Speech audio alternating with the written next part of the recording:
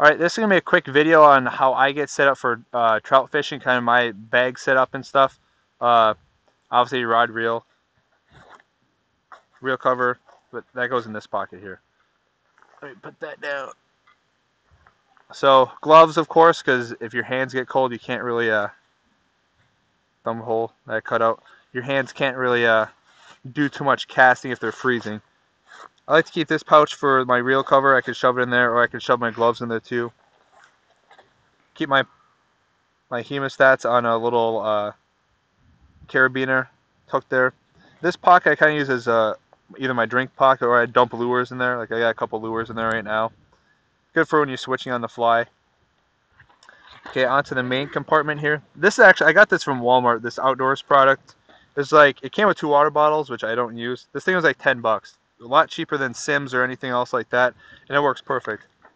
Have this Daiwa Presso wallet. Inside here I keep some hard baits. I got a couple flies for my tenkara rod. Keep some smaller hard baits and also some spoons in here. I'll throw jigs down here too, I just never restocked it. That's good. Those are like my go-to lures, so I kind of just have that quick on top. And a little bit more in depth, I have some hard baits here. I don't know why that's here. It's got some hard baits here, some small hard baits that I use. CD1, got a couple here that have the broken lip on there. Got to repurpose those single hooks.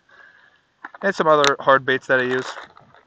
This side I have some plastics and some jigs. Jig heads are all in here. Got some tungsten jig heads in there as well.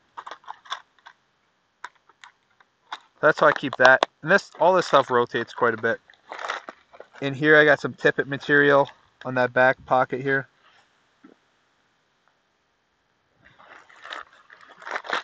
Now how I put it, I just put this Plano box like this. Fits perfectly widthwise, and then my wallet right on top. And there's enough room for like little gizmos, gadgets, and all that other kind of stuff. So moving on to this next pocket, I keep spare line in here. This is 4-pound of Brazex. Just because if you're BFS fishing out in the streams, sometimes you backlash and blow up your whole spool, especially if you're using fluorocarbon. So it's good to be able to re-spool on the go. These are just some assorted plastics here. You got a little grab bag I put together there, and these are some ice fishing plastics I actually use with the a lot of those tungsten jig heads. Super nice for trout, and a lot of people don't use them. And around this time, this is springtime, you can get this stuff on clearance. And then some snap swivels, which that's in the wrong pocket. Some ripple shads, and then these little wishbones. These are really good for brook trout. So that's what's in my front pocket. And moving into my very front pocket here. So I keep a lot of my terminal tackle. I was using this for a lot of deep water trout in the fall time, so that's why I have these in here. There's a lot of different cultivar jig heads here.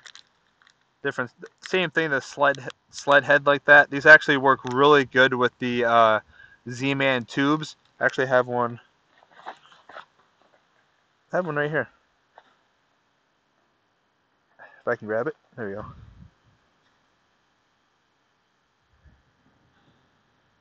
That's what it looks like. It's super streamlined, and you can skip so good with that. And see that little tiny barb on that hook, the little tiny exposed hook there. That's perfect, and it also collapses. This is really good for trout. I kind of discovered this later in the fall last year. I was using bigger hooks, and I felt like I was missing a lot of fish that I should have been hitting. This really helps a lot. And those heads just different size depending on. I was fishing up to like 40 feet, so that's why I had those 2.2 gram ones. Some little tiny baby snaps. I like using those in the fall in the streams for trout. And then these a little bit bigger ones when I'm like using panfish lures. I don't want to waste these ones when pike are hitting. So that's. Oh, then I also have some floating. I have my line snippers in here, and I got some floating for flies in here as well. I don't know if that leaked. I don't know. No, I still got some, I think. Okay, but that's basically how I have it set up, and it does change if I'm doing a lot of fly fishing, or if I'm in the streams, or if I'm doing a lot of pan fishing, I'll swap out what's in there. But generally, it's kind of all the same. I don't mess with it too much. But that's how I get set up for trout. And that way, everything's right here. I can even hold my drink right there if I want to. And I don't have to really worry about restocking because I make sure I carry enough with me because I will forget to restock. And when I go out to the streams and I don't have a CD1 with me, like a Rapala CD1, it's kind of frustrating because that's my go-to stream fishing lure. So that's how I get set up. Comment below how you get set up. I like sharing ideas, and it's good for everybody just to share ideas. So comment below on that, and make sure you subscribe. I got a bunch of different BFS videos that are going to be coming out. A lot of how-to videos that's really going to help you take your BFS game to the next level. So thanks for watching.